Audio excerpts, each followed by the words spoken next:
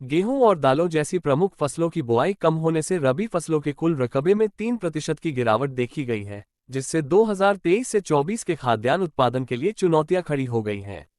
अधिकारियों द्वारा अगले कुछ हफ्तों में अंतर को पाटने की आशा व्यक्त करने के बावजूद सामान्य से कम बारिश और खरीफ फसलों की देर से कटाई इस झटके में योगदान करती है।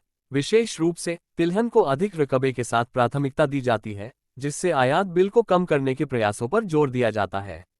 कृषि मंत्रालय का अनुमान है कि मौजूदा रकबा 5 साल के औसत के बराबर हो जाएगा, जो 15 दिसंबर तक 567 लाख हेक्टेयर है।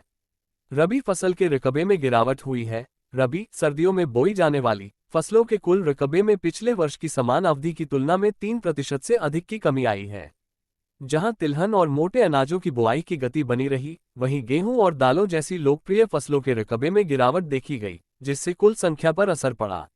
गिरावट में योगदान देने वाले कारक में देखा जाए तो गेहूं -3% और दालों -8% जैसी रबी फसलों के लिए कम बोया गया क्षेत्र सामान्य से कम वर्षा के कारण होता है, जिससे मिट्टी में नमी की कमी होती है और सर्दियों की फसल की खेती के लिए जलाशयों में कम पानी का भंडारण होता है।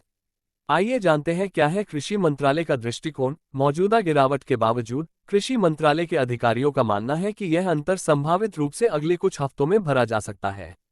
उनका अनुमान है कि रबी फसलों के लिए कुल बोया गया क्षेत्र पिछले 5 वर्षों के औसत स्तर 648 लाख हेक्टेयर तक पहुंच सकता है।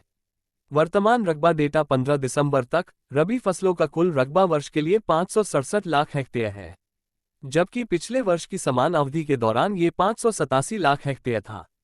गेहूं की बुआई 284 लाख हेक्टेयर 2022 में 293 लाख हेक्टेयर की तुलना में हुई है, जबकि दालों की बुआई इस साल 129 लाख हेक्टेयर में हुई है, पिछले साल 140 लाख हेक्टेयर से कम।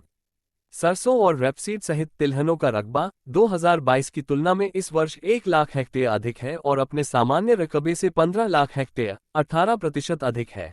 इस जोर का उद्देश्य देश के आयात बिल को कम करना है।